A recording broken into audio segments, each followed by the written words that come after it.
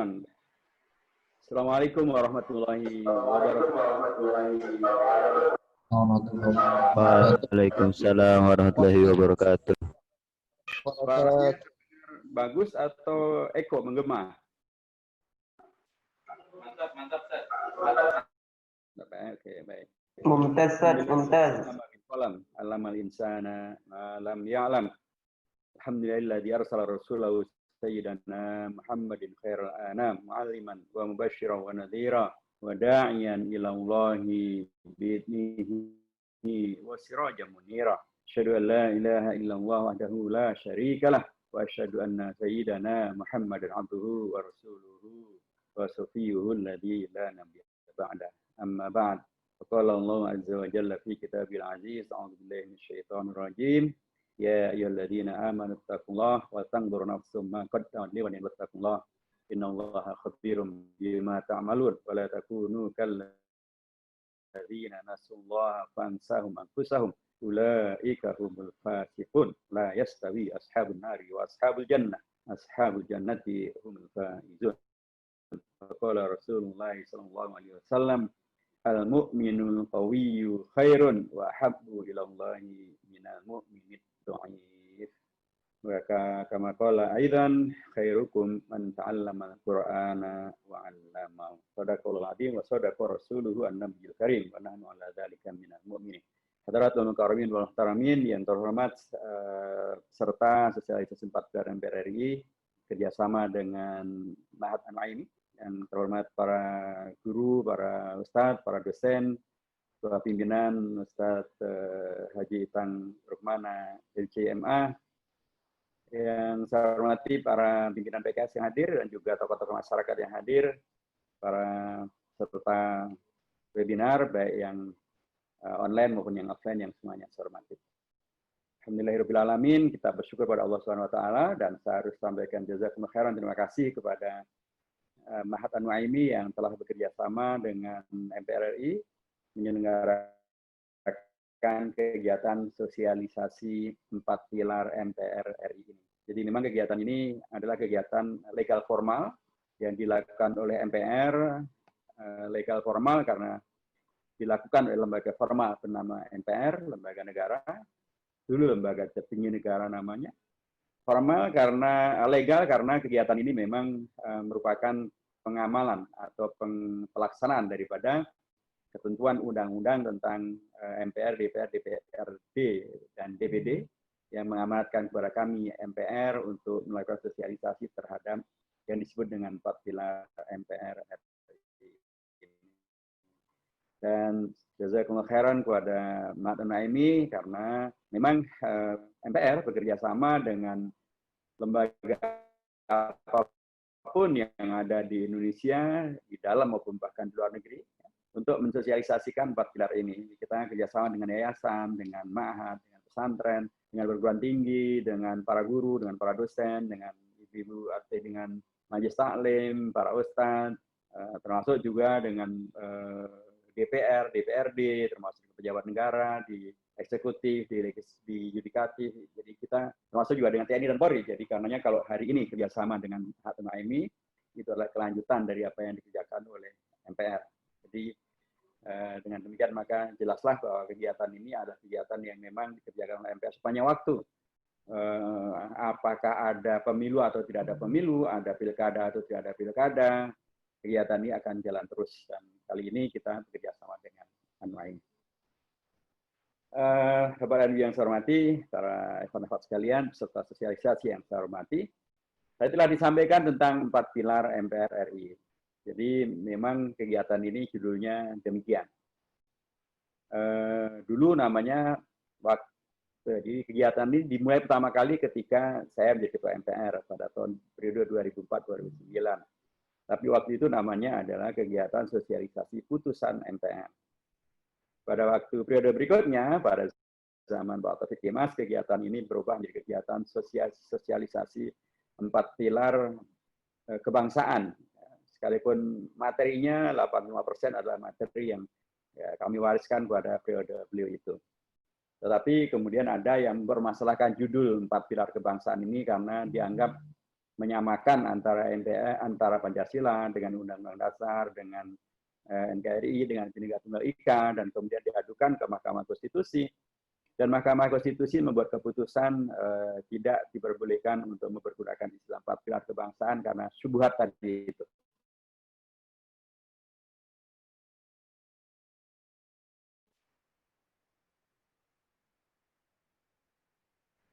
Karena itu hanya Pak Zulkifli Hasan, kita Mahkamah Konstitusi tentang judul ini, dan kami sampaikan usulan nama kegiatan kita ini adalah sosialisasi 4 pilar MPR RI. Dan langsung memberikan penjelasan yang dimaksud dengan 4 pilar MPR RI adalah Pancasila sebagai dasar dan konstitusi negara, jelas posisinya, dan kemudian Undang-Undang Dasar Negara Republik Indonesia tahun 1945 sebagai konstitusi negara, jelas posisinya. Jadi itu dasar Pancasila, dasar dan ideologi negara, tentu berbeda dengan Undang-Undang Dasar yang adalah konstitusi negara. Kemudian yang pilar yang ketiga adalah NKRI sebagai bentuk negara, tentu menjadi beda lagi karena NKRI sebagai bentuk negara adalah ketentuan dalam bab 1 pasal 1 ayat 1 Undang-Undang Dasar Negara Indonesia tahun 1945. Dia hanya satu daripada sekian bab yang ada. Kemudian yang berikutnya adalah Bhinneka Tunggal Ika sebagai semboyan negara. Lagi-lagi ini adalah salah satu ayat daripada ayat-ayat yang ada di dalam Undang-Undang Dasar. Jadi bedalah langsung, ya, langsung terbedakan antara apa itu Pancasila, jadi berbeda dengan Undang-Undang Dasar, berbeda juga dengan NKRI, berbeda juga dengan Bhinneka Tunggal Ika. Jadi syubhat tentang adanya kesamaan itu menjadi hilang karena penjelasan langsung tadi itu. Maka tidak aneh kalau Mahkamah Konstitusi mengizinkan kepada MPR untuk mempergunakan istilah 4 pilar MPR RI. Inilah yang sekarang sedang kita kerjakan. Jadi tadi satu adalah aspek legal. Aspek yang kedua adalah mengapa sosialisasi ini dilakukan, karena memang dalam perkembangan waktu, ya, dari Indonesia dimerdekakan tahun 45, kemudian peristiwa-peristiwa yang terjadi dari 45, kemudian tahun 50, tahun 57, tahun 59, 65, kemudian 98, sampai hari ini terlalu banyak peristiwa yang terjadi. Sehingga sangat mungkin kemudian terjadilah hal yang membuat publik menjadi tidak concern lagi, mungkin lupa, bahkan mungkin ada pihak yang ingin mencoba untuk membuat publik lupa dan menampilkan hal yang lain yang tidak pernah menjadi kesepakatan dari Bapak Bangsa. Saya ambil contoh ya, misalnya RUU-HIP. RUU-HIP itu adalah, saya tidak yakin bahwa anggota DPR ingin melakukan perubahan terhadap Pancasila, tetapi jelas sekali di dalam pasal-pasalnya itu yang ditampilkan adalah bukan Pancasila yang final, yaitu Pancasila 18 Agustus, tapi Pancasila yang bisa diperas menjadi Trisila, menjadi Ekasila, itu adalah Pancasila 1 Juni, yang bahkan Bung Karno sudah tidak pernah menyebutnya lagi pada ketika beliau menjadi, nanti saya akan jelaskan lebih lanjut. Atau ketika kemudian sila pertamanya tidak lagi disebut sebagai ketuhanan yang Maha Esa, tapi ketuhanan yang berkebudayaan, atau ketuhanan saja, atau ketuhanan berdasarkan kemanusiaan yang adil dan beradab. Itu semuanya pasti menyimpang. Nah, karena inilah salah satu fakta bahwa sosialisasi tentang hakikat Pancasila yang dipahami oleh founding fathers itu penting untuk dilakukan, karena tadi berjalannya waktu ada yang lupa, hafal pun tidak gitu. Kalau hafal juga tidak diamalkan, mestinya ketuhanan yang Maha Esa, yang terjadi keuangan yang Maha Kuasa. Tentu itu ada penyimpangan. Apalagi tadi kemudian ada yang ingin mencoba untuk memberi ruang bagi bangkitnya pihak-pihak yang mempermasalahkan terkait dengan ketuhanan yang Maha Esa, dan muncullah Pancasila yang bisa diperas menjadi Trisila, di mana ketuhanannya adalah sila ketiga, bukan nomor 1, dan bahkan diperas menjadi Ekasila, dan kalau menjadi Ekasila nggak ada ketuhanan yang Maha Esa. Sosialisasi menjadi sangat dipentingkan untuk agar rakyat tahu persis ya Indonesia kita ini apa, Pancasilanya bagaimana. Misalnya juga mengapa kemudian Undang-Undang Dasar. Undang-Undang Dasar juga begitu, banyak sekali hal yang berubah. Karenanya perlu disosialisasikan. Dulu Undang-Undang Dasar itu terdiri dari 15 bab. 16 bab maksud saya, terdiri dari 16 bab. Sekarang terdiri dari 21 bab. Dulu terdiri dari 37 pasal, sekarang terdiri dari 73 pasal. Banyak sekali yang berubah, 36 pasal baru. Hampir 90% atau 95% ya. tambahannya. Ayatnya apalagi dari 49 ayat dulu sebelum perubahan sekarang menjadi 170 ayat, tentu banyak sekali. Jadi termasuk juga perilaku, banyak sekali yang berubah. Dulu nggak ada yang namanya rakyat milih presiden, yang namanya rakyat milih gubernur, rakyat milih bupati wali kota, sebentar lagi akan ada pilkada. Bahkan dulu Undang-Undang Dasar nggak ada yang namanya pemilu. Tapi sekarang ada pemilu dalam Undang-Undang Dasar, ada pemilihan presiden oleh rakyat, pemilihan gubernur bupati wali kota oleh rakyat. Mengapa bisa demikian? Karena Undang-Undang Dasarnya ada perubahan. Nah ini perlu dijelaskan supaya rakyat juga betul-betul memahami bahwa Undang-Undang Dasar yang hasil perubahan ini sesungguhnya memberikan ruang yang luar biasa bagi rakyat Indonesia untuk terlibat menghadirkan Indonesia yang betul-betul sesuai dengan cita-cita kemerdekaan. Karenanya kedaulatan dinyatakan ada di tangan rakyat. Itu bab 1 pasal 1 ayat 2. Nah, bila demikian maka semestinya rakyat yang berdaulat ini kemudian menjadi bagian daripada yang tidak mau ya punya wakil yang berkhianat misalnya. Sehingga ada yang hari ini ngehack websitenya DPR dan dirubah dari Dewan Perwakilan Rakyat menjadi Dewan Pengkhianat Rakyat. Saya perkirakan yang memilih wakil rakyat yang disebut berkhianat itu ya mungkin rakyat yang juga biasa berkhianat gitu ya. Sehingga dia hanya memilih wakil yang berkhianat gitu. Tapi kalau rakyatnya tidak berkhianat, insya Allah akan memilih wakilnya yang tidak berkhianat gitu. Dan wakil yang tidak berkhianat itulah yang terus memperjuangkan aspirasi rakyat. Jadi rakyat harus tahu betul bahwa mereka oleh Undang-Undang Dasar itu diberi hak yang demikian dahsyat. Demikian terus. Jadi banyak sekali hal yang berubah dalam perjalanan kehidupan berbangsa kita sehingga memerlukan mengingatkan kembali tentang hakikat dari berbangsa dan bernegara kita. Banyak juga tentang Pancasila tadi. Tentang kalau Pancasila silanya tidak mengalami perubahan, tetapi Undang-Undang Dasar mengalami perubahan sesuai dengan tuntutan reformasi. Begitu seterusnya dan itulah karenanya belum lagi ya memang ada tantangan-tantangan global gitu, yang ingin memang menjadikan Indonesia kembali menjadi terjajah.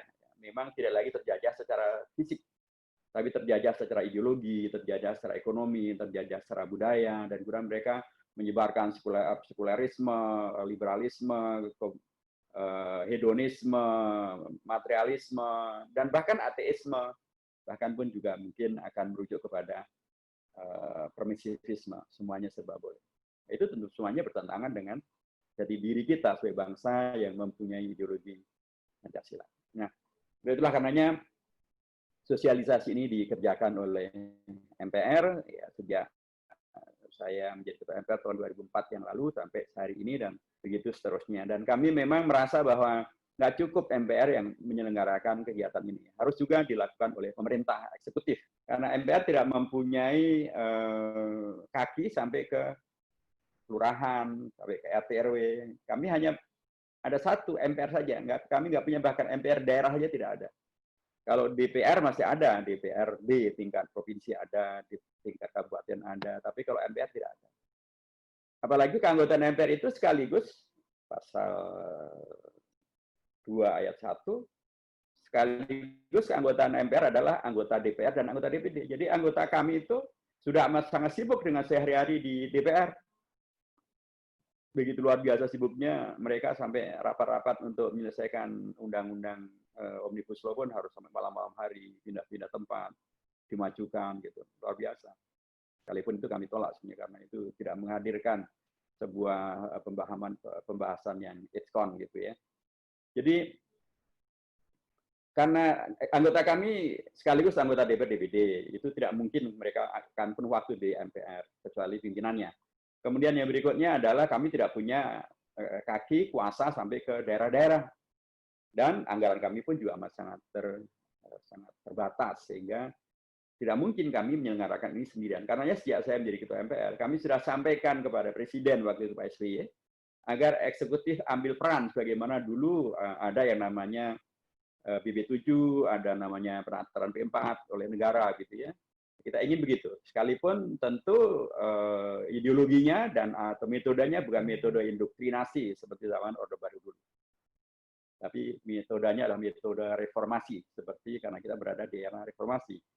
Tidak represif, tidak intimidatif, tidak indoktrinasi, tapi dialog dan kajian-kajian.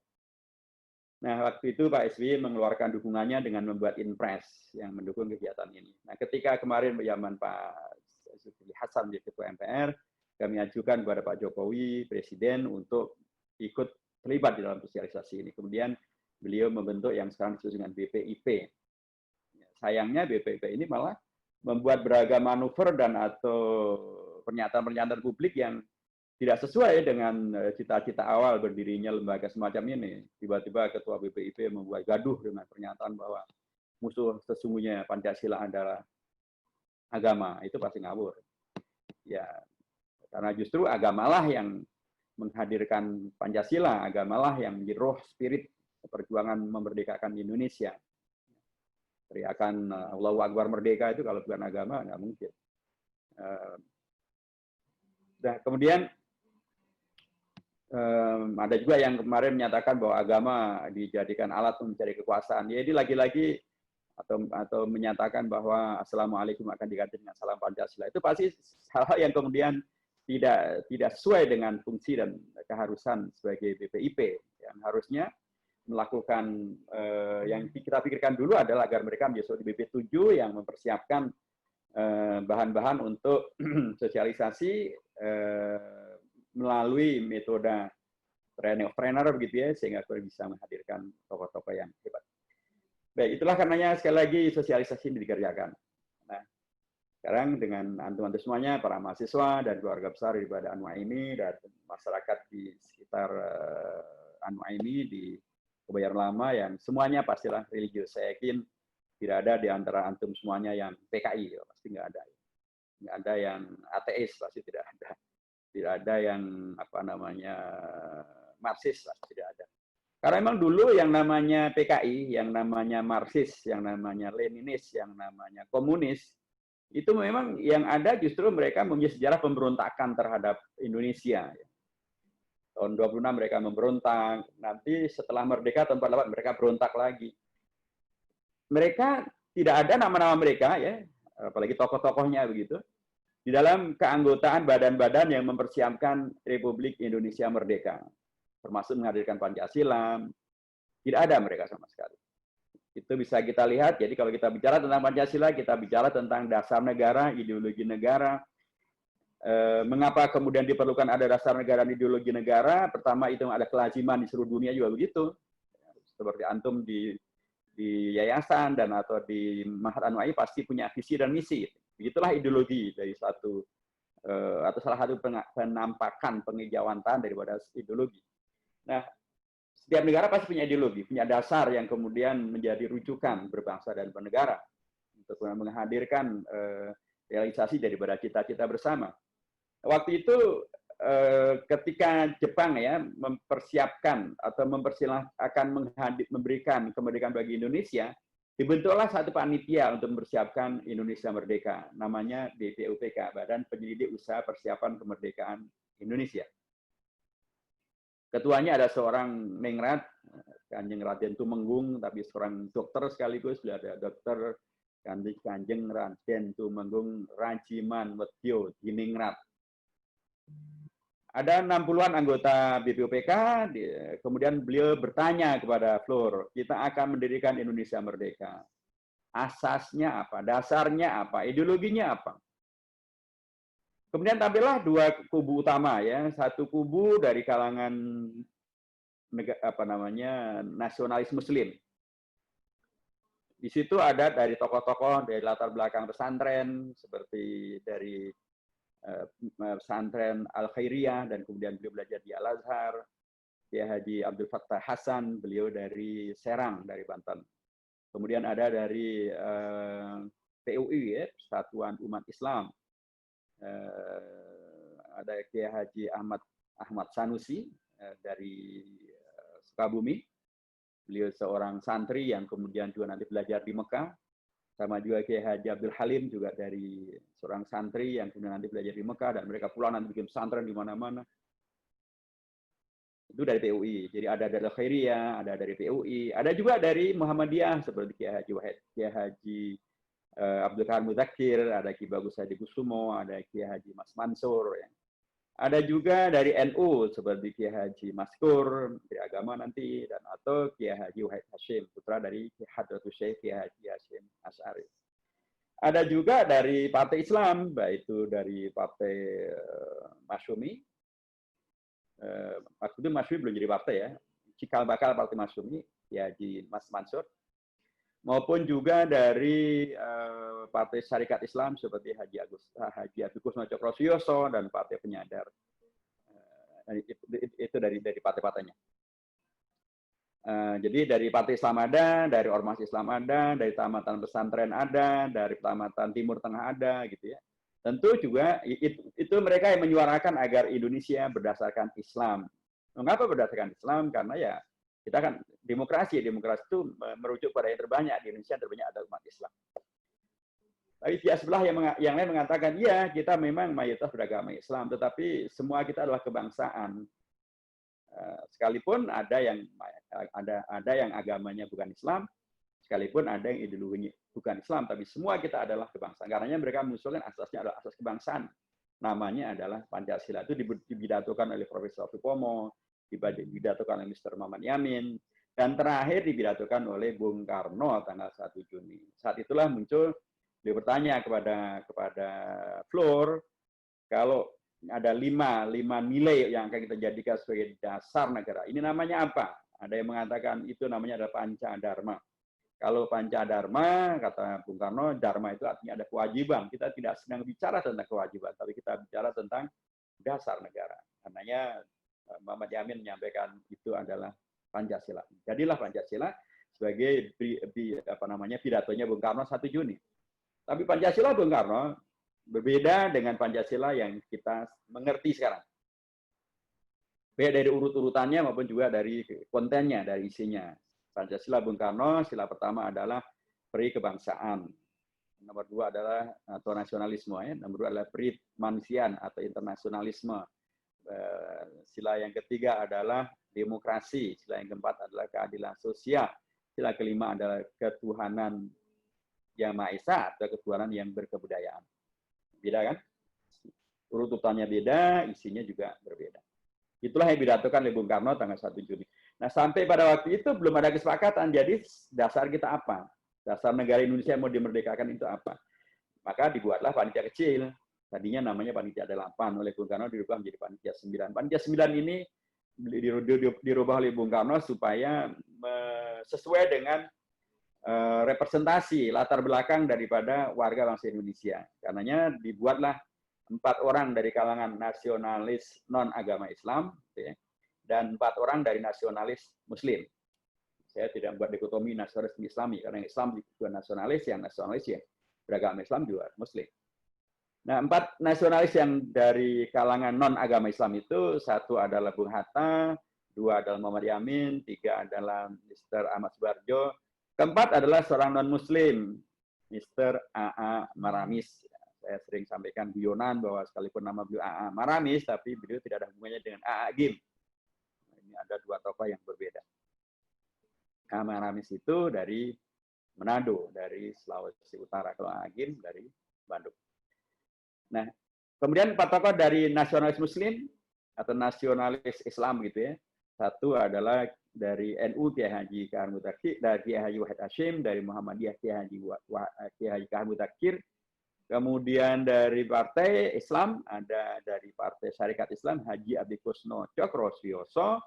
Beliau adalah adik dari Haji Umar Said Cokro Aminoto, dan kemudian dari Partai Penyadar namanya Haji Agus Salim. Bung Karno menjadi ketua, dan beliau tidak berada di satu kubu, tapi beliau berada di 2 kubu. Nah, 9 tokoh ini dari latar belakang yang beragam-ragam itu, latar belakang agamanya berbeda, latar belakang organisasinya berbeda, ideologi politiknya berbeda, profesinya berbeda, latar belakang pendidikannya berbeda, tapi semuanya mereka adalah orang terpelajar.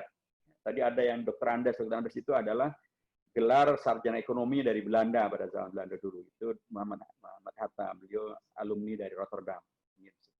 Kemudian Insinyur Soekarno, itu waktu itu beliau ada alumni ITB. Zaman itu beliau sudah insinyur, luar biasa. Kemudian ada Mr. Indrechten, ada Mr. Muhammad Yamin, ada Mr. Ahmad Subarjo, Mr. A. Maramis. Itu adalah sarjana hukum pada zaman Belanda. Kemudian ada Kiai Haji Wahid Hashim, beliau ada alumni pesantren di Indonesia. Ada Kiai Haji Kahar Mudakir, beliau alumni pesantren Indonesia, kemudian melanjutkan di Al-Azhar atau di Mesir. Beliau tamatan dari Mesir. Kemudian Haji Agus Salim, memang beliau tidak kuliah, tapi keahlian beliau sangat dahsyat. Beliau kuasai tidak kurang dari 6 bahasa asing. Kalau kita kuasai mungkin bahasa Jawa, bahasa Betawi, bahasa Sunda, bahasa Indonesia, gitu ya, bahasa Arab, ya. Assalamualaikum warahmatullahi wabarakatuh. Innalillahi wa inna ilaihi raji'un. Astagfirullahaladzim. Tapi Haji Agus Salim nggak kuliah, nggak sekolah, otodidak, tapi ilmunya, wawasannya, bahasa asingnya sangat luar biasa. Karena nanti beliau akan ditunjuk sebagai Menteri Luar Negeri dan sebagainya. Jadi, dan kemudian Haji Abikus Najwa Rosyoso dari Partai Islam. Jadi mereka orang-orang yang sangat terpelajar. Yang Islam sangat terpelajar, yang nasionalis non-Islam sangat terpelajar. Tapi keterpelajaran mereka tidak kemudian membuat mereka hanya sibuk berpolemik, sibuk berdebat, sibuk berantem, hanya mementingkan diri sendiri, tidak mencari titik temu, tidak menjadi solusi, tapi bahkan menghadirkan konflik. Enggak. Mereka keteladanan yang luar biasa. Latar belakang mereka yang beragam-ragam itu, termasuk kalangan Islam yang sangat luar biasa beragamnya. Ada dari NU, ada dari Muhammadiyah, ada alumni dalam negeri, ada alumni luar negeri, ada yang di Ormas, ada dari Parpol. Mereka tidak kemudian menjadi egois untuk kemudian tidak mau bekerja sama dan atau menutup diri, tidak mau menerima yang lain, atau kemudian tidak mau menjadi solusi. Mereka bersama-sama menjadi solusi. Membincangkan, dasar negara kita apa? Disepakatilah di situ sebuah jalan tengah kompromi antara yang menginginkan kebangsaan dan yang menginginkan Islam. Itulah jadinya sila pertama jadilah Pancasila. Sila pertamanya adalah ketuhanan dengan kewajiban melaksanakan syariat Islam bagi pemeluk-pemeluknya. Itulah jalan tengahnya. Jadi ada unsur keislaman yang kental saya di situ, kewajiban melaksanakan syariat Islam bagi pemeluk-pemeluknya. Tapi kemudian semuanya menjadi diterima karena itulah bagian daripada kebangsaan Indonesia. Jadi sila pertama adalah ketuhanan dengan kewajiban melaksanakan syariat Islam bagi pemeluk-pemeluknya. Sila kedua, ketiga, kelima, seperti yang sering kita hafal, tidak ada perubahan. Kemanusiaan dan beradab, kemudian persatuan Indonesia, kerakyatan, kebebasan kewakilan, dan keadilan sosial bagi seluruh rakyat Indonesia. Nah, inilah yang menjadi Pancasila yang disepakati menjadi dasar negara, dan itulah yang masih terjadi ketika Indonesia diproklamasikan tanggal 17 Agustus. Ketika tanggal 17 Agustus Indonesia diproklamasikan, itu Pancasila masih ini. Sila pertamanya masih ketuhanan dengan kewajiban melaksanakan syariat Islam bagi pemeluk-pemeluk. Terus kalau Ustaz bisa berubah menjadi ketuhanan Yang Maha Esa, bagaimana ceritanya? Nah, inilah ceritanya. Jadi pada tanggal 17 Agustus sore datanglah menemui ofisir Jepang orang-orang atau sebagian orang dari Indonesia Timur, dua pimpinan dari para Mr. Latu Harahari. Mereka menyampaikan mereka keberatan dengan 7 kata itu. Sekali 7 kata itu disepakati oleh Mr. Maramis ya, sebagai jalan kompromi tadi itu. Mereka menyatakan bahwa ini kami seperti diberlakukan secara diskriminatif dan katanya mereka mengancam akan keluar dari Indonesia kalau 7 kata itu tidak dihapus dari Pancasila. Hal ini disampaikan kepada Bung Hatta, dan kemudian Bung Hatta menyampaikan kepada 4 tokoh umat Islam karena ini masalah serius. Maksudnya iya sih baru kemarin dimerdekakan, besok udah pecah. Maksudnya iya sih kita merdeka itu untuk menyatukan bangsa Indonesia, merealisasikan cita-cita bangsa Indonesia. Masa kemudian menjadi konflik pecah belah di antara kita sendiri. Karenanya masalah serius ini dibawa oleh Bung Hatta, disampaikan kepada 4 tokoh umat Islam. Satu dari NU Kiai Haji Wahid Hashim, dari Muhammadiyah Ki Bagus Hadi Kusumo, kemudian dari Partai Islam Mr. Kasman Singojimejo, dan dari Indonesia Barat Mr. Tauku Muhammad Hasan. 4 tokoh ini ditemui oleh Bung Hatta dan kemudian terjadilah pembahasan, dan dalam waktu yang tidak lama tokoh umat Islam ini sangat negarawan. Mereka mempertimbangkan al-aslah fal-aslah, mana yang lebih maslahat. Mereka mempertimbangkan yang lebih banyak menghadirkan maslahat dan meminimalkan madarat gitu ya. Karenanya mereka menerima keberatan itu dan kemudian merubah Sila pertamanya menjadi ketuhanan yang Maha Esa. Tetapi dengan sebuah syarah, ya, sebuah penjelasan dari Ki Bagus Hadikusumo yang menegaskan bahwa yang dimaksudkan dengan Yang Maha Esa adalah tauhid. Dan itu kemudian diterima. Jadilah selamatlah Indonesia dari pecah belah, dipecah oleh Belanda, dan jadi Indonesia mempunyai ideologi yang bernama Pancasila dengan pemaknaan yang tadi telah disampaikan oleh Ki Bagus Hadikusumo. Selamat Indonesia. Jadi karenanya kalau ini bisa kita simpulkan betapa luar biasa peran daripada tokoh-tokoh umat Islam di dalam menghadirkan Pancasila, termasuk di dalam menyelamatkan Indonesia merdeka dengan menghadirkan Pancasila yang bisa disepakati. Itulah yang disebut oleh Menteri Agama Alamsyah Ratu Perwira Negara sebagai hadiah terbesar umat Islam bagi Indonesia. Nah, kalau tapi tokoh yang lain, Mr. Kasman Sungadimojo menyampaikan bahwa ini adalah pengorbanan terbesar dari umat Islam demi Indonesia. Jadi apakah itu pengorbanan atau apakah itu adalah hadiah, semuanya menandakan betapa peran tokoh-tokoh umat Islam itu sangat luar biasa untuk Indonesia ini, untuk selamatnya Indonesia, untuk tetap bersatunya Indonesia. Karenanya menjadi aneh kalau umat Islam dituduh-tuduh sebagai anti Pancasila, anti NKRI, pecah belah, dan intoleran, dan lain sebagainya. Nah, yang sambil mereka teriak, aku Pancasila, ya saya bilang, yang ngomong kayak gitu pasti mu'alaf Pancasila, nggak ngerti tentang Pancasila, dan nggak ngerti tentang sejarah Pancasila dan jasa daripada umat Islam untuk menghadirkan Pancasila ini. Nah, bila demikianlah halnya, Bapak dan Ibu, para peserta yang saya hormati, maka pastilah Pancasila ini dari sisi tokoh-tokoh umat Islam, pastilah tidak dihadirkan untuk menjadi sesuatu yang bertentangan dengan Islam. Atau sesuatu yang kemudian tidak sesuai dengan akidah Islam, tidak sesuai dengan syariat Islam, tidak sesuai dengan akhlaknya Islam, tidak sesuai dengan sejarahnya umat Islam. Mereka-mereka tadi orang-orang yang sangat terpelajar, bahkan seperti Haji Agus Salim juga nanti belajar di Mekah, gitu ya. Sama juga dengan Kiai Haji Ahmad Dahlan maupun juga Kiai Haji Hasyim Asy'ari, berguru kepada Syekh Ahmad Khatib Al-Minangkabawi. Jadi mereka satu guru satu ilmu itu. Mereka ilmu agama sangat dalam, belajar baik otodidak maupun belajar di lembaga-lembaga formal gitu ya. Dan kemudian mereka menyepakati tentang Pancasila ini. Dan memang kalau kita lihat di dalam pembukaan Undang-Undang Dasar yang adalah merupakan induk di mana kemudian piagam Pancasila itu hadir di alinea keempat, di alinea ketiganya tegas disebutkan atas berkat rahmat Allah yang Maha Kuasa dan didorongkan oleh keinginan yang luhur supaya berkehidupan berkebangsaan yang bebas, maka rakyat Indonesia menyatakan dengan ini kemerdekaan. Jadi kemerdekaan Indonesia itu, Indonesia merdeka dengan Pancasilanya, dengan NKRI-nya, dan seterusnya, Undang-Undang Dasarnya. Itu diyakini oleh Bapak Bangsa sebagai sesuatu yang merupakan berkah dan rahmat dari Allah yang Maha Kuasa. Bila demikian, maka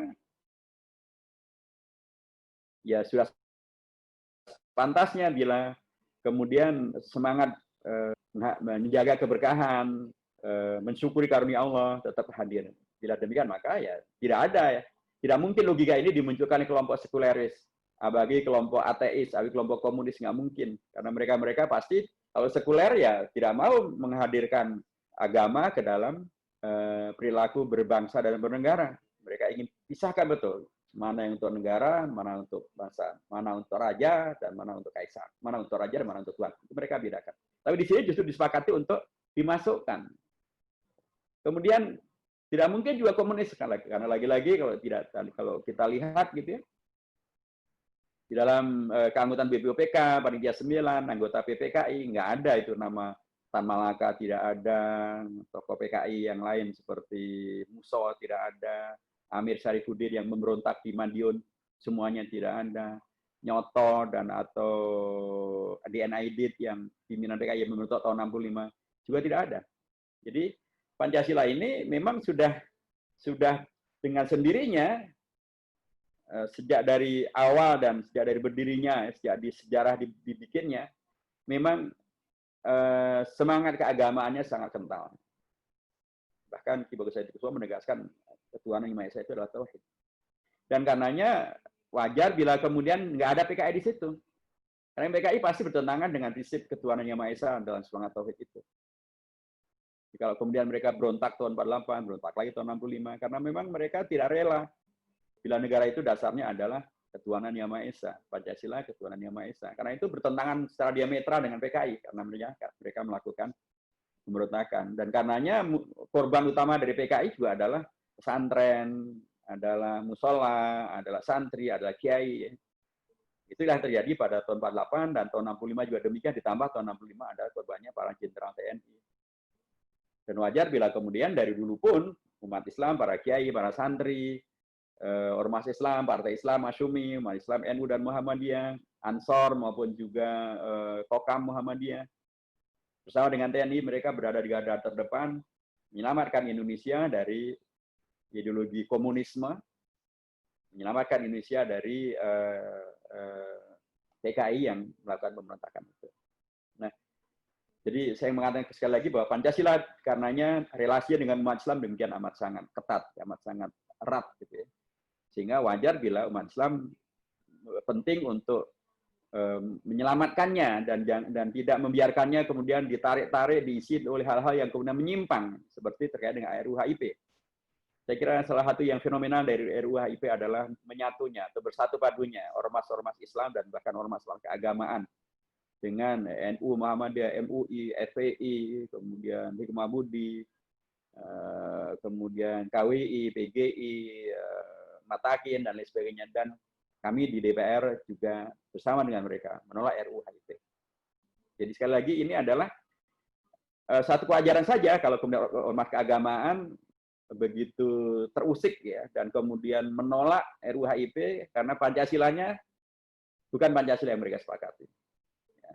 Kenapa lagi kemudian ada nuansa akan memberi ruang untuk publik lupa dengan PKI dengan tidak dimasukkannya TAP MPRS nomor 25. Jadi saya kembali mengatakan bahwa Pancasila ini adalah warisan jihad, ijtihad, mujahadah, tadhiyah ya, dari umat Islam yang diwariskan kepada kita semuanya. Dan umat Islam yang waktu itu beristihad adalah bukan juga orang biasa. Mereka ada kalangan yang sangat terpelajar, ulama-ulama yang belajarnya pun juga sangat jauh, pimpinan dari ormas-ormas Islam terbesar dan partai-partai Islam terbesar yang ada pada waktu itu. Dan bila kita lihat di dalam 5 silanya, rekan-rekan sekalian, memang akan kita lihat betapa kemudian ini pun juga bisa diterangkan dengan prinsip ad-daruriyat al-khams. Ya, hifdzul din, hifdzul nasl, hifdzul akal, hifdzul nafs, dan hifdzul ibad. Jadi, dan kalau Anda melihat dari Pancasilanya itu, ada beberapa kata kunci yang rujukannya sebenarnya adalah kepada Al-Quran dan Hadis. Ada prinsip-prinsip dalam ajaran agama Islam. Ada prinsip tentang adil dan keadilan. Itu sila kedua dan sila kelima. Ada prinsip tentang rakyat, ya, berpihak pada rakyat. Ada di sila keempat dan sila kelima. Ada prinsip tentang keadaban, manusia yang adil dan beradab. Ya. Adab itu adalah salah satu prinsip dalam ajaran agama Islam. Rasulullah pernah menyampaikan adabani rabbi fa ahsana ta'dibi. Prinsip tentang musyawarah itu pasti prinsip yang sangat mendasar dalam Islam. Hikmah adalah luar biasa. Rasulullah pernah menyampaikan hikmatu dhalatul mu'min anna wajadaha fa huwa haqqu biha. Jadi begitulah prinsip-prinsip ini kemudian persatuan Indonesia pastilah kita Islam sangat mengenal tentang prinsip tentang ukhuwah sekaligus prinsip tentang wa'tasimu bihablillahi jami'an wa la tafarraqu. Sekali lagi ini perlu disampaikan untuk kemudian kita menyadari betul bahwa ada korelasi yang sangat erat antara tokoh-tokoh umat Islam, baik di ormas, di orpol, baik yang alumni pesantren maupun non pesantren, termasuk belajar sendiri, termasuk belajar luar negeri, dengan mereka bersama dengan tokoh-tokoh bangsa dari rumpun manapun, dari agama apapun, dari kelompok manapun, dari suku apapun, untuk kemudian menyepakati dasar negara kita adalah Pancasila. Nah, ini disampaikan agar kemudian kita mempunyai keterikatan sejarah, agar kita juga sekaligus bisa menjaga dan mengkoreksi bila ada yang tadi ingin menyimpangkannya, seperti kasus RUU HIP misalnya, atau tuntutan LGBT untuk diterima di Indonesia karena dengan alasan bahwa LGBT itu adalah hak warga bangsa Indonesia, tapi itu pasti bertentangan dengan Pancasila. Ada yang ingin menghadirkan komunisme ya, dengan alasan bahwa mereka bagian daripada bangsa Indonesia. Itu tentu tidak bisa diterima karena Indonesia masih berdasarkan pada Pancasila. Pertamanya adalah ketuhanan yang Maha Esa. Indonesia akan mengakui tentang kemerdekaan. Ada pihak yang ingin mengajak Indonesia mengakui kemerdekaan, mengakui Israel dan kemudian membuka hubungan diplomatik dengan Israel. Itu pasti kita tolak karena itu tidak sesuai dengan pembukaan Undang-Undang Dasar yang salah satu daripada yang nanti akan menghadirkan Pancasila itu sendiri. Jadi ini perlu dipahami supaya kita bisa mewariskan, melanjutkan, dan mengkoreksi bila ada pihak-pihak yang kemudian ingin menyimpangkan Pancasila. Ketuhanan yang Maha Esa, kemudian yang berlaku keuangan yang Maha Kuasa misalnya, itu pasti harus dikoreksi. Supaya kalau ngaku Pancasila ya janganlah orientasi menjadi kapitalistik atau materialistik. Orientasi Anda betul-betul adalah menjadi berakhlak yang mulia, berketuhanan yang baik, beragama yang baik, menghadirkan manusia-manusia yang soleh dan masyarakat yang soleh, dan juga negara yang soleh. Kalau selain keduanya ada kemanusiaan yang beradab, yaitu artinya adalah ya mestinya kemudian kehidupan berbangsa kita adalah manusiawi ya. Tidak kurang menghadirkan konflik, menyebar kebencian, fitnah, hoax, dan sebagainya. Adil dan beradab. Mestinya hukumnya pun juga demikian, adil dan beradab. Ya. Jangan melakukan tebang pilih gitu ya. Kalau ada yang terakhir kejadian nih kemarin di Sukoharjo ya, ada yang merobek-robek Al-Quran. Kemudian ketangkap dan dinyatakan yang bersangkutan gila. Sebelumnya di Tangerang ada yang vandalis kepada musola gitu kan, dicoret-moret, kemudian Al-Qur'annya disobek, dan sajadah digunting-gunting. Kemudian disebutnya yang bersangkutan depresi. Sebelumnya di Dago ada orang melempari masjid dengan batu dan kemudian menganiaya para jamaah, ketangkap dan dinyatakan gila. Terakhir kemarin ada juga anak muda dari Bandung yang membuat TikTok yang cederai masjid dan ketangkap, diminta maaf dan kemudian selesai. Ini tentu tidak ada penegakan hukum terhadap mereka yang kemudian hanya dengan dalih minta maaf, dengan dalih gila dan kemudian selesai. Tapi kalau ada umat Islam yang dilaporkan ya langsung ditangkap, bahkan dituduh teroris ya langsung dihabisi. Ini tentu tidak manusia dan tidak adil. Ya. Harusnya hukum itu ya harus adil. Bawa ke pengadilan, buktikan di pengadilan. Kalau salah ya dihukum siapapun mereka. Kalau tidak salah ya jangan difitnah, jangan di framing, begitulah manusiawi, adil dan beradab bagi kesehatan Indonesia. Mestinya akan dilakukan itu adalah upaya untuk terus bagaimana menghadirkan kita yang bersatu, kokoh dan kuat. Jangan kemudian dibiarkan dan apalagi dibiayai, jadi buzzernya dibiayai untuk kemudian melakukan ujaran kebencian, membelah bangsa, kemudian melakukan persekusi terhadap siapa yang tidak diinginkan, dan itu akan menghadirkan pembelahan. Saat Indonesia juga harusnya memastikan Indonesia kita lepas dari separatisme seperti UPM misalnya. Tapi itulah kalau UPM nggak pernah disebut sebagai radikalis teroris gitu ya. Padahal mereka jelas-jelas radikalis dan teroris, bahkan bukan sekedar radikalis teroris, mereka ada separatis gitu ya. Tapi kalau sebagian umat Islam yang kemudian masih baru hanya dicurigai saja, belum ada bukti yang sebenarnya, ya sudah langsung bisa dihabisi.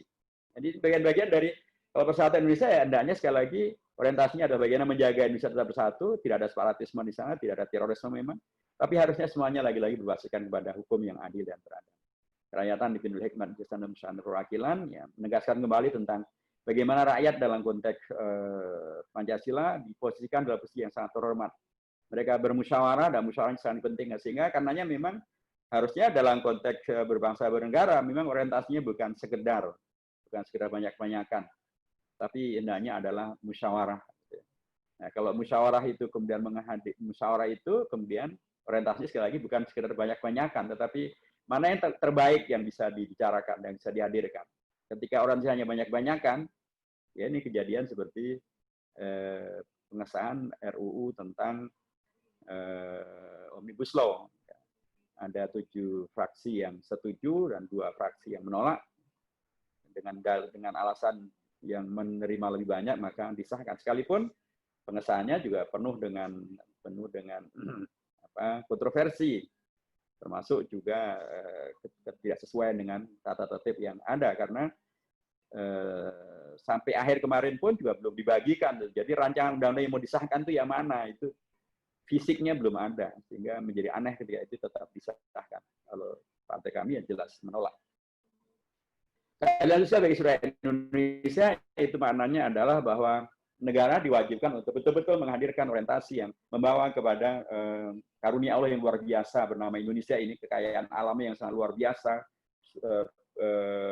sumber daya manusianya juga sangat luar biasa, posisi geografinya juga sangat luar biasa. Hendaknya kemudian dipergunakan untuk, atau negara mempergunakannya untuk betul-betul sebanyak-banyaknya keadilan sosial yang bisa dirasakan seluruh Indonesia secara adil dan secara merata. Itulah mengapa kami menolak RUU tentang Omnibus Law, diantaranya adalah kami membaca bahwa ini orientasinya lebih kepada atau lebih banyak kepada investasi asing, lapangan kerja asing juga gitu ya, sehingga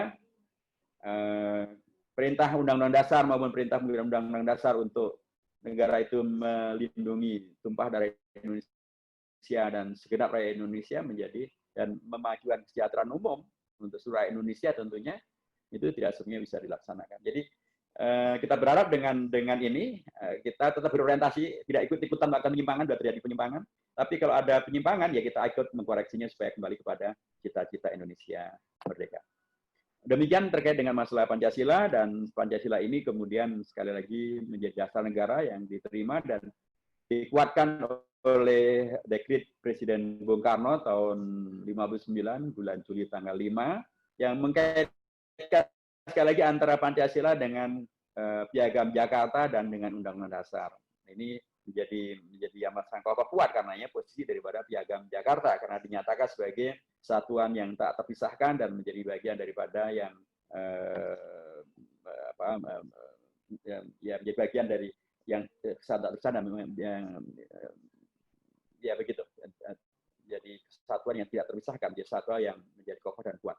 Kemudian pada zaman Bung Karno, zaman Pak Harto, ada tahun 68, satu tahun beberapa bulan setelah beliau dilantik jadi presiden, beliau membuat satu impres presiden yang menegaskan tentang Pancasila itu urutannya bagaimana dan kemudian sebutannya seperti apa. Sebab kalau kita merujuk pada Pancasila di Undang-Undang Dasar, memang pertama kata-kata Pancasila itu tidak ada di dalam pembukaan Undang-Undang Dasar itu. Kemudian itu juga tidak disebut dalam urut-urutan bahwa Pancasila 1, 2, 3, 4, 5, tidak ada. Nah ini kemudian dijadikan menjadi ada melalui instruksi Presiden Pak Harto pada tahun 68. Disebutkan bahwa Pancasila itu sebutannya dan urutannya adalah Pancasila 1, Ketuhanan Yang Maha Esa, 2, kemanusiaan yang beradab, 3, persatuan Indonesia, 4, kerakyatan, hikmat, dan musyawaratan, dan 5 adalah keadilan sosial bagi seluruh rakyat Indonesia. Nah, selesailah Pancasila seperti yang sekarang kita hafalkan ini. Kemudian MPR pada periode 1999-2004 yang melaksanakan tuntutan reformasi. Tuntutan reformasi itu kan diantaranya adalah mengamandemen Undang-Undang Dasar. Tetapi disepakati bahwa ada dua yang tidak berubah, yaitu pembukaan Undang-Undang Dasar dan Negara Kesatuan Republik Indonesia. Jadi pembukaan Undang-Undang Dasar disepakati tidak mengalami perubahan. Jadi MPR pada periode reformasi justru menegaskan bahwa yang namanya pembukaan Undang-Undang Dasar, karenanya Pancasila 18 Agustus, itu tidak mengalami perubahan. Karenanya bila belakangan ada yang merubah menjadi Ekasila, menjadi Trisila, Pancasila 1 Juni, ya tentu itu kemudian tertolak dan ditolak oleh kita semuanya. Demikianlah tentang masalah Pancasila yang merupakan dasar negara, yang itu sesungguhnya juga memberikan kepada kita satu penjelasan ya. Mengapa Indonesia kita yang sangat besar ini tidak pecah, sebagaimana yang terjadi dengan Uni Soviet. Uni Soviet itu negara yang sangat besar, tapi negara daratan, sehingga tidak serumit Indonesia, negara kepulauan ini. Uni Soviet adalah negara yang waktu itu adalah negara adidaya. Dia saingannya Amerika Serikat. Ekonominya pun sangat kuat, intelijennya sangat kuat, persenjataannya sangat kuat. Tetapi pecah buyar, ya, pecah menjadi berkeping-keping ke dalam lebih dari 10 negara gitu ya. Dan Uni Soviet almarhum hilang. Mengapa? Karena waktu itu Uni Soviet ideologinya adalah komunisme. Ideologi yang dipaksakan datang dari luar, tidak tumbuh dari kawasan atau kalangan orang-orang Uni Soviet sendiri. Dan tahun 91-92, Presiden Uni Soviet itu adalah seorang yang ya, guyonannya katanya aslinya dari Jawa Barat. Mungkin tempatnya Ustadz Itang Rusmana. Sehingga nama beliau adalah Cecep Gorbachev. Padahal nama beliau adalah Mikhail Gorbachev. Ya, guyonan saja. Mikhail Gorbachev menyampaikan satu ide untuk yang disebut dengan glasnost dan perestroika. Mungkin bahasa kita adalah namanya reformasi. Ini ide yang sangat brilian, sangat mendasar, tetapi karena dia tidak tumbuh atau tumbuh di satu negara yang ideologinya bukan ideologi yang tumbuh dari tempatnya sendiri, tapi diimpor dari luar, maka ketika terjadi hal semacam ini, negara tidak mampu untuk mengatasi dampak-dampaknya, sehingga kemudian terjadilah polemik demonstrasi dan kemudian bubarlah Uni Soviet. Uni Soviet bubar karena negaranya tidak punya ideologi yang tumbuh dari dirinya sendiri. Nah, Pancasila itu adalah ideologi yang tumbuh dari diri kita sendiri, dari Indonesia sendiri. Melalui mekanisme tadi perdebatan, dialog, kemudian permusyawaratan, dan jadilah dia menjadi satu yang kokoh dan kuat. Itu juga menjelaskan mengapa Indonesia tetap kokoh ketika negara Yugoslavia pendirinya wafat, kemudian negaranya pecah. Uni Soviet Yugoslavia itu didirikan oleh seorang tokoh namanya Joseph Broz Tito. Joseph Broz Tito itu adalah temannya Bung Karno. Satu angkatan mereka. Broz Tito meninggal, Joseph Broz Tito meninggal, Yugoslavia pecah ke dalam beberapa negara, menjadi Serbia, menjadi Bosnia Herzegovina, menjadi Kosovo, menjadi Montenegro, menjadi Kosovo, dan lain sebagainya. Indonesia, alhamdulillah, Bung Karno meninggal, wafat, Indonesia tidak pecah. Mengapa Indonesia tidak pecah? Karena lagi tadi kita mempunyai ideologi yang menyatukan bangsa Indonesia. Itulah Pancasila. Inilah yang saya kira penting untuk kita pahami agar Indonesia kita yang sangat majemuk ini tetap kokoh dan kuat menjadi satu. Dan bila ada yang ingin menyimpang-nyimpangannya kita koreksi karena kita tahu tentang dampak-dampaknya.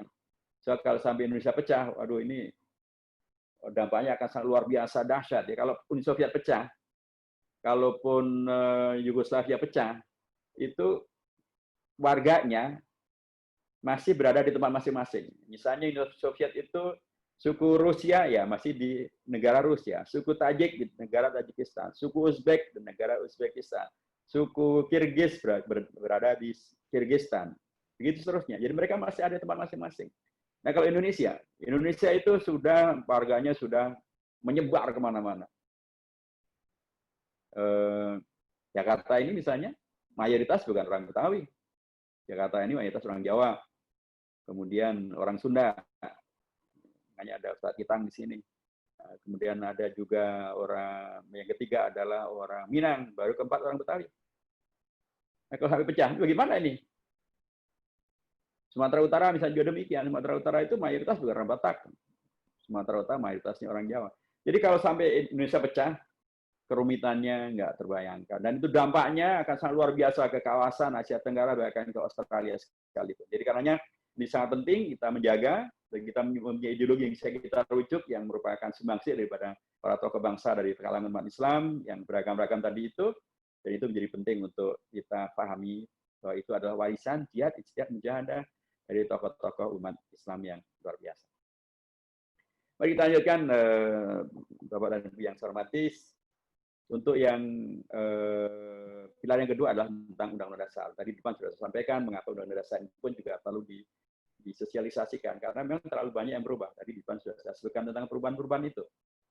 Tapi satu hal yang saya ingin sampaikan dalam konteks kita dan untuk semuanya yang di Anua ini, Undang-Undang Dasar ini sesungguhnya memberikan bingkai yang luar biasa kuat untuk kehidupan beragama, baik itu agama Islam maupun juga agama yang lain. Cuman karena memang Indonesia mayoritas beragama Islam, pasti banyak hal yang belum terkait dengan keagamaan Islam. Ya misalnya tentang adanya prinsip pengadilan agama. Dulu Undang-Undang Dasar sebelum perubahan nggak ada yang namanya pengadilan agama dan Undang-Undang Dasar. Tapi setelah adanya amandemen, maka pengadilan agama diakui menjadi satu jenis pengadilan yang legal di Indonesia. Bahkan di Mahkamah Agung ada hakim agung agama. Ya, dan memang kebetulan agama yang kemudian sangat terkait dengan masalah hukum, hukum sosial, hukum ekonomi, hukum politik, dan lain sebagainya, itu adalah agama Islam. Jadilah demikian. Saya kita lihat bahwa dulu dalam Undang-Undang Dasar nggak ada kata-kata iman dan takwa. Bahkan dalam GBHN pun juga tidak ada kata-kata iman dan takwa. Tapi sekarang bahkan dulu ada yang mengusulkan agar dalam Undang-Undang Dasar, dalam GBHN, dimasukkan ketentuan tentang iman dan takwa. Kemudian yang bersangkutan, ini zaman Orde Baru, yang bersangkutan atas idenya yang baik itu mendapatkan reward, mendapatkan hadiah, namanya pemecatan, direkol dari keanggotaan MPR. Tapi sekarang justru iman dan takwa masuk ke dalam salah satu ayat daripada Undang-Undang Dasar. Itulah ayat 31 ayat 3 di Undang-Undang Dasar terkait dengan tujuan pendidikan nasional. Jadi ditegaskan di sana bahwa pemerintah menyiapkan satu pendidikan nasional yang meningkatkan keimanan, ketakwaan, akhlak yang mulia dalam rangka mencerdaskan kehidupan bangsa. Demikian juga tentang jadi dengan pendekatan ini maka pendidikan di Indonesia basisnya adalah bukan sekularisme, apalagi anti agama. Karena kita tolak betul ketika kemarin ada yang mewacanakan meminta agar pelajaran agama dihapuskan dari kurikulum pendidikan. Itu pasti yang bersangkutan, ya apakah dia sadar atau tidak, apakah dia komunis atau bukan, tapi yang jelas yang bersangkutan tidak paham tentang Undang-Undang Dasar. Inilah mengapa kemudian juga tidak paham tentang konstitusi, tentang Pancasila, tentang ya Undang-Undang Dasar tadi itu. Itulah karena sosialisasi ini diperlukan supaya pelajaran agama itu bukan hanya tidak boleh dihilangkan, tapi bahkan harusnya dikuatkan. Tidak cukup hanya dengan pelajaran saja dan kemudian dibuat lupa dan tidak dipentingkan. Harusnya ada juga ujian nasional. Ini bagian-bagian yang penting untuk kita pahami bagaimana kemudian bisa membawa kepada kebaikan dan sekaligus kepada anak didik kita bisa tumbuh kembang menjadi anak didik yang kepribadiannya kokoh dan kuat dan iman, takwa, dan akhlaknya yang mulia itu, dan kemudian tetap menjadi yang cerdas itu, ya. Dan bagaimana kemudian beragama itu dengan anak didik yang terkokohkan dengan mentalitas semacam itu, kemudian berdampak kepada keluarga yang iman, takwa, dan akhlak mulia yang cerdas juga. Karena banyak sekali sekarang keluarga yang berorientasi kepada membaca Al-Quran, menghafalkan Al-Quran, membaca doa-doa, kemudian rajin sholat, karena terpengaruh oleh anaknya yang belajar di sekolah-sekolah agama. Anaknya yang bapak ibunya malu ketika anaknya bisa ngaji, bapak ibunya nggak bisa ngaji. Akhirnya bapak ibunya ikut ngaji. Bapak ibunya malu anaknya bisa hafal Al-Quran, hafal doa-doa, bapak ibunya tidak. Akhirnya bapaknya ikut belajar. Jadi kalau kemudian anak didik kita iman, takwa, akhlak mulia, ya itu berharap nanti mereka pulang memberikan dampak positif bagi bapak dan ibunya, bagi keluarganya, sehingga menjadi keluarga yang iman, takwa, akhlaknya mulia, yang cerdas, yang menghormati agama dalam konteks negara tentu saja. Itulah beberapa hal yang menurut saya penting ya, sehingga penting untuk disampaikan dalam konteks seperti di Anu-Aimi ini, sehingga kita pun juga tidak melihat Undang-Undang Dasar ini sebagai sesuatu yang kemudian lagi-lagi membawa kepada yang disebut dengan Indonesia fobia, anti kepada negeri sendiri karena tidak memahami Indonesia, anti kepada Islam karena tidak paham Islam, itu namanya Islamofobia. Dalam Undang-Undang Dasar ini yang perlu juga saya sampaikan adalah terkait dengan tadi di depan saya sebutkan tentang kedaulatan rakyat. Ya, kedaulatan rakyat itu memang diberikannya kepada rakyat, ya, bukan lagi kepada lembaga negara, seperti namanya MPR atau presiden. Jadi yang pemilik kedaulatan tertinggi sebenarnya bukan lagi-lagi bukan presiden, bukan juga MPR, tapi adalah rakyat Indonesia.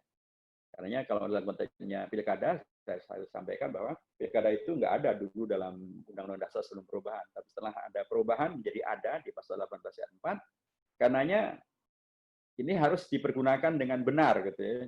Harus disyukuri, jangan dimubadirkan dengan golput, dengan justru mengumbar kebencian, membelah masyarakat, menghadirkan qati'ur rahim gitu ya. Harusnya ada menjadi silaturahim. Jadi pilkada melalui Undang-Undang Dasar dihadirkan untuk menghadirkan solusi terhadap masalah bangsa.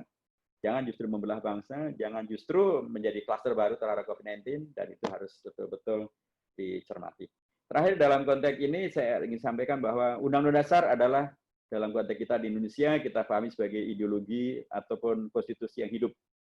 Artinya adalah dia bisa dirubah, bisa diberikan masukan untuk melakukan perubahan, bisa dikritisi, bisa. Ya, ini semuanya sosialisasi ini bagian dari cara bagaimana agar kita terus betul-betul bisa melakukan segala sesuatu yang membawa kepada pemahaman dari konstitusi yang hidup yang bisa kita sosialisasikan, kita implementasikan, kita jadikan sebagai frame agar kehidupan bangsa dan negara kita berada dalam koridor yang benar, tidak atas nama kekuasaan kemudian menjadi menyimpang ke sana kemari yang menghadirkan madorot dan menjauhkan bangsa daripada maslahatnya. Ya, karenanya tetap dibuka dalam konteks Undang-Undang Dasar kemungkinan terjadinya amandemen terhadap Undang-Undang Dasar. Dan itu satu hal yang dimungkinkan karena memang Undang-Undang Dasar kita di pasal 37 ayat 1, 2, 3, dan 4 itu memberi ruang untuk kemungkinan Undang-Undang Dasar dilakukan perubahan. Jadi pasal 37 ayat 1 menegaskan tentang perubahan terhadap Undang-Undang Dasar dapat diagendakan di dalam dapat diagendakan bila diusulkan oleh sekurang-kurangnya sepertiga dari anggota MPR. Jadi hal ini menegaskan tentang bahwa amandemen itu dilakukannya oleh anggota MPR. Jadi kalau misalnya dari Mahat An-Nuaimi kemudian melihat ada pasal yang ingin dirubah, silahkan. Tapi itu tidak akan bisa terjadi kalau hanya berhenti di dialog di An-Nuaimi. Sampaikan itu kepada anggota MPR, ya, apakah di PKS maupun juga di yang lainnya. Kalau kemudian usulan ini didukung oleh sekurang-kurangnya sepertiga anggota MPR, dan kemudian usulan itu disampaikan secara tertulis, sebutkan tentang alasannya, maka kami pimpinan MPR akan segera menggelar sidang paripurna. Ya. Bila kemudian sidang paripurna itu dihadiri oleh sekurang-kurangnya 2/3 anggota MPR dan separuh lebih satu daripada anggota MPR setuju dengan usulan itu, maka dari An-Nuaimi menghadirkan sebuah sejarah yang baru, yaitu yang namanya perubahan terhadap Undang-Undang Dasar. Jadi antum boleh dan bisa. Tapi apakah itu bisa dilakukan betul atau tidak, ya itu sangat terkait dengan apakah antum berani mengusulkan ke MPR atau tidak. Pilar yang ketiga adalah tentang NKRI. Nanti pilar keempat adalah tentang Bhinneka Tunggal Ika yang sesungguhnya Pak sudah saya sampaikan. Bhinneka Tunggal Ika itu nampak betul dari bagaimana kemudian tokoh-tokoh bangsa baik yang terlibat dalam BPUPK maupun juga Panitia 9 maupun PPKI, mereka beragam-ragam betul. Bhinneka sukunya, bhinneka agamanya, organisasinya, profesinya, bhinneka. Tetapi mereka tunggal ika, satu untuk Indonesia. Mereka menyepakati tentang ideologi negara, menyepakati tentang Pancasila, menyepakati tentang Undang-Undang Dasar, menyepakati untuk mempertahankan Indonesia merdeka, termasuk para kiai kita, Kiai Haji Wahid Hashim, waktu itu Kiai Haji Hasyim Asy'ari maksud saya, waktu itu beliau pada tanggal 22 Juni, beliau mendeklarasikan satu fatwa jihad yang populer sebagai resolusi jihad, yang intinya adalah ketika sekalipun beliau tahu bahwa Pancasila sudah berubah dari Pancasila 22 Juni menjadi Pancasila 18 Agustus, tapi ketika beliau dimintai tolong oleh Bung Karno untuk menyelamatkan Indonesia dari penyerangan Belanda dan sekutu dari Surabaya, maka beliau tidak menolak dan atau mencari alasan dengan mengatakan sudah berubah Pancasila gitu. Jadi justru beliau mengumpulkan para ulama se-Jawa Timur dan se-Madura dan membuat fatwa yang disebut dengan resolusi dengan fatwa jihad. Itu isinya ada 3. Resolusi jihad isinya adalah pertama, mempertahankan kemerdekaan Indonesia dari kemungkinan dijajah kembali oleh Belanda yang dompleng sekutu dari Surabaya. hukumnya adalah fardhu ain bagi siapapun yang berada di Surabaya dan sekitarnya. Tapi yang berada di luar itu hukumnya adalah fardhu kifayah. Siapapun, itu yang pertama. Yang kedua adalah siapapun yang meninggal dalam perjuangan jihad fardhu ain ini, maka dia mati sebagai syuhada. Yang ketiga, siapapun yang mengkhianati perjuangan bangsa, dia boleh dihukum mati. Dasar betul. Kiai Hasyim Asy'ari, pendiri NU, menugur para ulama, membela Indonesia merdeka, sekalipun Indonesia sudah posisinya semacam itu. Ini salah satu bentuk penghijauan daripada Bhinneka Tunggal Ika yang konkret. Bhinneka Bung Karno beda, kemudian Jenderal Sudirman beda, Kiai Hasyim Asy'ari beda. Tapi mereka satu juga, menyelamatkan Indonesia dari kemungkinan dijajah kembali. Jadi dalam konteks Bhinneka Tunggal Ika, semboyan itu menegaskan bahwa kita mengakui keragaman. Tapi keragaman itu diakui bukan untuk menghadirkan konflik, tapi justru diakui untuk kemudian menghadirkan kelanjutan dari tokoh-tokoh, dari keteladanan diberikan oleh para tokoh untuk kemudian bisa menghadirkan kontribusi yang lebih baik dan lebih besar untuk Indonesia kita yang lebih baik dan lebih besar. Yang terakhir adalah terkait dengan NKRI, bentuk negara ini.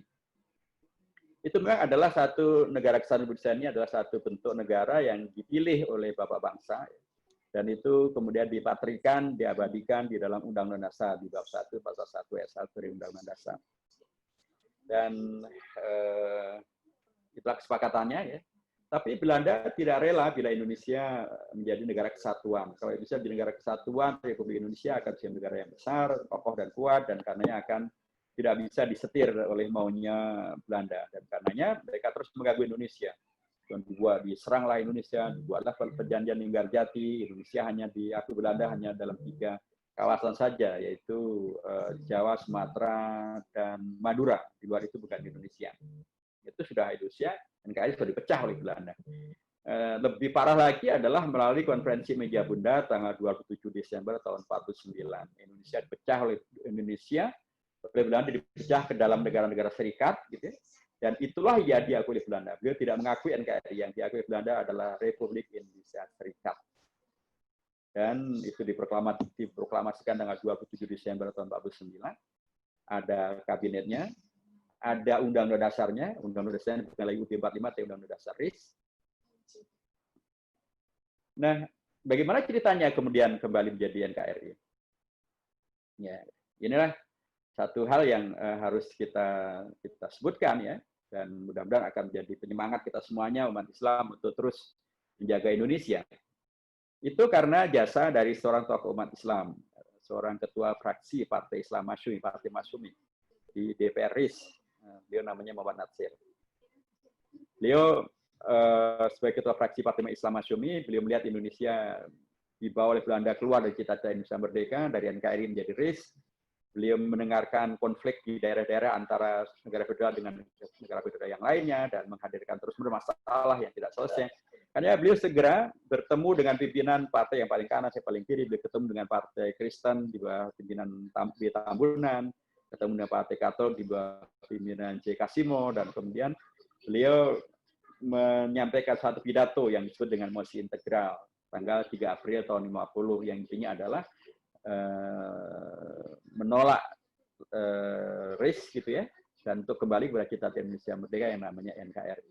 Mosi beliau itu diterima oleh pemerintah Indonesia, Bung Hatta dan Bung Karno, dan nanti pada 17 Agustus tahun 50 diproklamasikanlah Indonesia menjadi NKRI, dan kemudian tahun 50 itu juga Muhammad Natsir ditunjuk menjadi Perdana Menteri NKRI yang pertama. Jadi kalau tidak ada terobosan ini, ya kita nggak kenal NKRI, nggak ada kata-kata NKRI harga mati, yang ada adalah RIS. Karenanya menjadi aneh kalau kemudian sejarah ini ditutup-tutupi. Buat apa?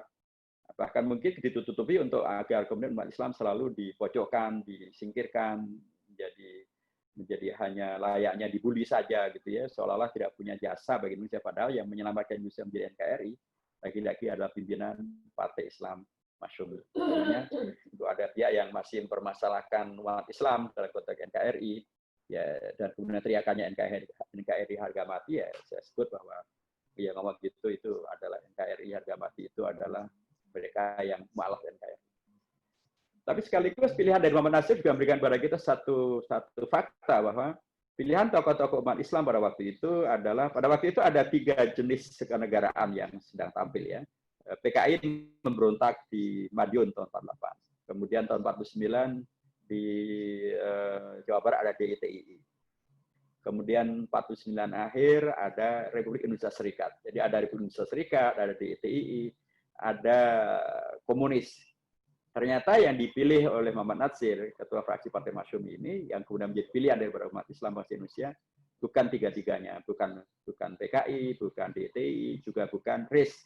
Yang dipilih adalah NKRI. Inilah bagian-bagian dari yang penting untuk kita pahami, dan menjadi NKRI pada zaman reformasi itu ditegaskan oleh MPR sebagai bentuk negara atau pasal bab yang tidak bisa dilakukan perubahan. Jadi amandemen Undang-Undang Dasar itu mengenal perubahan, tapi ada 2 yang tidak dirubah, pembukaan Undang-Undang Dasar dan bentuk negara kesatuan Republik Indonesia. Itu kemudian dikunci di pasal 37 ayat 5, yaitu bahwa yang namanya bentuk negara kesatuan Indonesia tidak bisa dilakukan perubahan. Jadi lagi-lagi di situ ada peran umat Islam luar biasa, karena MPR pada waktu itu ketuanya adalah seorang tokoh mantan ketua PP Muhammadiyah, ketua Partai Amanat Nasional. Waktu itu adalah fraksinya berkoalisi dengan kita di PK dan namanya Fraksi Reformasi.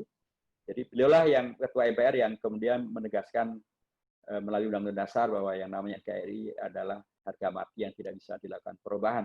Jadi kalau menyebut NKRI harga mati tapi mendiskreditkan umat Islam, ya selain tidak mengerti sejarah, juga bertentangan dengan fakta di MPR, dan ya memang mereka hanyalah malah NKRI saja.